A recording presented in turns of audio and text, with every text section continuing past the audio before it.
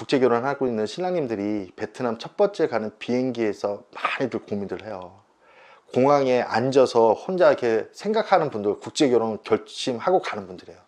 비행기 탑승하기 전에 먼데 쳐다보고 있을 거예요. 앞으로 내가 어떤 일이 벌어질지 모르잖아요. 저는 이거를 정글이라고 생각해요. 보이는 것밖에 알 수 없거든요. 그래서 그 옆에서 안내해주는 그 사람이 정말 중요해요.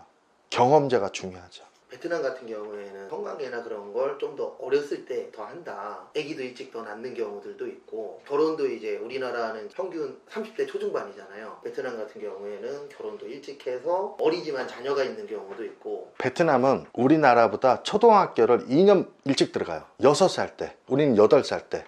그래서 베트남은 18살 때 고등학교를 졸업해요. 그러니까 우리보다 2년이 빨라요. 근데 베트남의 일반적인 가정들은 부모님들이 딸들을 고등학교 때까지는 남자를 못 만나게 합니다. 그러니까 우리도 그랬잖아요. 우리도 고등학교 여학생을 갖고 있는 부모님들은 딸들한테 웬만하면 남자 못 만나게 거의 같다라고 보시면 돼요. 베트남이 조금 일찍 결혼하는 건 사실인데 모두 그렇지는 않다는 거죠. 대체적으로 보면 보통의 일반 가정들은 어머니들이 딸들을 고등학교 때까지는 남자를 못 만나게 합니다. 많은 분들이 국제 결혼을 하게 되면 어리신 분들을 많이 만난다라고 생각을 그렇죠. 하잖아요. 주로 나이대가 어떻게 되나요? 우리나라 신랑님들은 35세부터들 국제결혼을 많이 생각들을 하세요. 베트남 여성들은 19살 때부터 결혼을 할 수 있는 나이예요. 20대 초반 여성과 35세에서 45세 그 정도 나이 분들이 초혼들이 결혼하는 거죠. 40대 후반이나 50대 분들은 20대 중후반을 만나는 건가요? 그렇게 되겠죠. 결혼회사들은 되게 이런 말을 합니다. 나이 차이를 20살을 넘기지 말라고. 20살도 대단한 건데요. 넘기는 분들도 꽤 많으세요. 또 여러 가지 이유는 있는데 일단은 국제 결혼이 신랑님하고 신부님하고 나이 차이는 최대한 줄이는 게 좋습니다. 외모나 그런 걸 좀 많이 따지시죠? 그렇죠. 신랑님들은 항상 두 가지를 놓고 고민하게 돼 있어요. 대개 국제 결혼하러 베트남의 신부를 만나다 보면 두 명의 여성을 놓고 고민을 하시게 될 거예요. 한 여성은 좀 이쁜 여성, 한 여성은 착한 여성. 대개가 그렇습니다. 경제적인 것이나 이런 것이 우리보다 조금 어려운 것이지 사람의 생각은 거의 비슷하다고 저는 느껴요. 실질적으로 잘 사시는 분들이 더 많죠. 이건 정확한 통계는 아닌데 제가 방송에서 본 것은 베트남 여성과의 이혼율이 약 26% 정도 된다고 하더라고요. 그러니까 우리나라 이혼율이 제가 정확히 모르겠는데 비슷하다고 그러더라고요. 그렇게 크게 차이가 있다고 하지는 않습니다. 베트남하고 결혼하시는 분들이 대한민국에 이제 제일 많다라고 하더라고요. 지금은 1등이에요. 네, 가장 많은 베트남 여성과 하고 있어요. 솔직히 저는 1등이 중국 분들일 줄 알았거든요. 바뀌었어요. 옛날에는 중국이 1등이었는데 이혼율이 너무 높대요. 그래서 베트남이 현재 1등입니다. 상담 많이 해보셨잖아요. 그러면 신랑님들이 가장 많이 이야기하시는 게 뭔가요? 사람마다 다른데 대체적으로 두 가지로 나눌 수 있어요. 좀 여성의 외모에 집착하는 분들도 있고 마지막이라고 생각하는 분들. 왜 그러면 재혼남들은 되게 그렇죠. 재혼남들은 내가 이제는 마지막이라고 생각해서 그 여성의 좀 마음을 보려는 분들도 계세요. 우리나라 국적만 이렇게 취득하고 뭐 이혼하는 경우 이런 경우들도 많다라고 하는데 어떤 경우에 실패를 많이 하나요?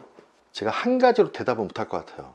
그런 여성도 솔직히 존재하는 건 사실입니다. 두 사람이 같이 결혼 생활을 하시다가 서로 여러 가지 이유로 다툼도 있고 그럴 수 있잖아요. 계획적인 여성만 아니라면 되는데 그걸 알기가 쉽지는 않죠. 그래서 첫날 밤이 중요하다. 왜 그러면 우리가 이제 흔히들 이렇게 생각하는 거죠. 그 여성이 이 결혼에 진정성이 없다면 거부하지 않을까 그런 생각을 해서 이렇게 부부로서 부부관계를 한다면 1차적으로는 서로 의사는 있다 이렇게들 생각들을 하기 때문에 베트남에서는 부부관계를 좀 많이들 신경 쓰는 편이죠. 실장님도 그러면 그쪽 관련돼서 신경을 많이 쓰시는 편이세요? 사실은 대다수 결혼회사는 거기에 신경 많이 씁니다. 왜 그러면 그것을 통해서 1차적인 한 가지는 확인해 볼 수 있으니까 그것조차 거부하는 여성이라면 솔직히 위험성을 크게 보죠. 옛날에 이런 일이 있었어요. 상담했던 신랑님이 제가 유튜브에 신부가 이불을 둘둘둘둘 마르면 끝난 거라고 그 신랑님이 자기 경험담을 제 유튜브에서 들은 거예요. 자기가 만나는 여성이 그랬대요. 잠잘 때 이불을 이렇게 둘둘둘둘 말았다는 거예요. 전혀 내 몸 만지지 말라는 거죠. 결국 그분은 그 여성과 안 좋은 결과로 이혼을 하셨고 베트남에서 국제결혼 회사들은 첫날 밤을 좀 중요하게 생각하죠. 남성을 받아들이느냐 안 받아들이느냐.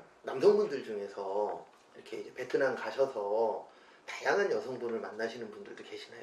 요즘은 신랑님들이 생각들이 있으세요. 우리가 상담이 중요해요. 이 신랑님의 생각을 들어보고 그래도 거기에 뭔가 맞는 여성을 소개를 해야 되겠죠. 그러니까 보통 신랑님들이 내가 갖고 있는 5가지 조건이 있다면 그 5가지 조건을 다 맞출 수는 없어요. 거기에 가장 중요한 조건을 맞춰야 돼요. 내가 조건이 1, 2, 3, 4, 5가 있다면 첫 번째, 두 번째 조건은 맞아야 되죠. 신랑님들이 이해하기 편하게 키를 중요시 여기는 사람은 나는 정말 키 큰 여자가 좋아. 그 사람은 그게 1등이면 그건 맞아야 돼요. 그래야 이분도 마음이 움직여요. 5번째 정도는 포기도 할 수도 있고 4번째까지는 사람들이 그럴 수 있어요. 근데 3번째 정도는 타협을 볼 수 있고 근데 1, 2등은 맞아야 돼요. 그거만큼은 그 신랑님한테 중요한 거예요. 요즘 국제 결혼이 계속 늘어나고 있다라고 TV에도 나오고 하잖아요. 왜 국제 결혼이 늘어난다라고 생각을 하세요? 우리나라 남성들이 재혼 남성들은 국제 결혼을 그렇게 부정적으로 보지 않더라고요. 내가 한국 여성과 한번 살아봤잖아요. 한국 여성에 대한 크게 미련을 갖고 있지 않고 외국 여성과 한번 살아보는 것도 괜찮겠다고 생각하는 분들이 좀 있고요. 초혼 남성들은 이제 나이가 조금 지났거나 이랬을 때 요즘에는 국제 결혼을 옛날에 시골에서 농사 짓는 분들이 국제 결혼한다는 인식을 갖고 있었잖아요. 지금은 도시 남성들이 대다수예요. 1년에 시골에서 농사 짓는 분 전화는 딱 한 번 받아봤습니다. 대다수는 도시에서 직장을 갖고 있는 분들이세요. 베트남 여성들은 이런 생각을 해요. 결혼을 하면 애를 낳아야 된다고 생각들을 해요. 한국 남성과 결혼하면 대체적으로 애가 있는 경우가 많습니다. 또 남자들은 또 결혼을 하면 애를 원하잖아요.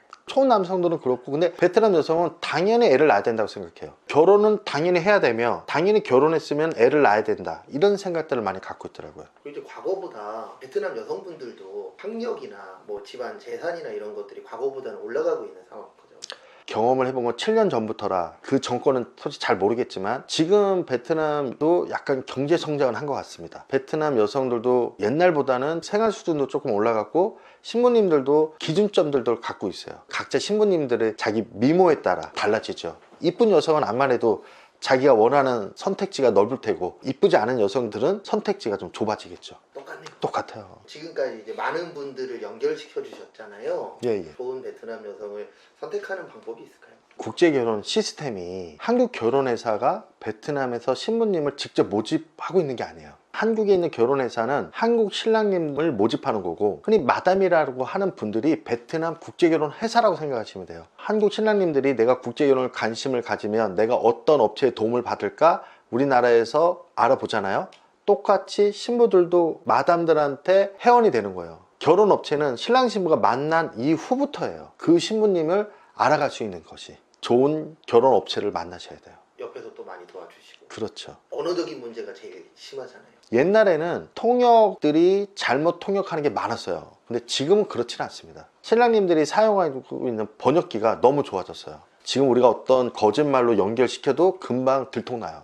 문신한 여자는 만나지 말아라. 동남아는 문신에 관대하다는 생각들을 많이들 할 수 있잖아요. 근데 제가 베트남 여성들한테 겪어보면 문신을 베트남 여성도 대체적으로 좋아하진 않습니다. 부모님들도 딸이 문신을 그렇게 하는 거를 일방적으로 평범한 가정들은 우리나라에서 인식하는 것과 크게 다르지 않아요. 요즘에 젊은 여성들은 포인트라고 해서 간단하게 이렇게 이쁘게 하는 거 있잖아요. 그 정도는 뭐 하는데 쉽게 말하면 뭐 다리 하나가 다 문신이 있다든지 그러면 우리나라에서 인식하는 것과 비슷하다고 생각하시면 돼요.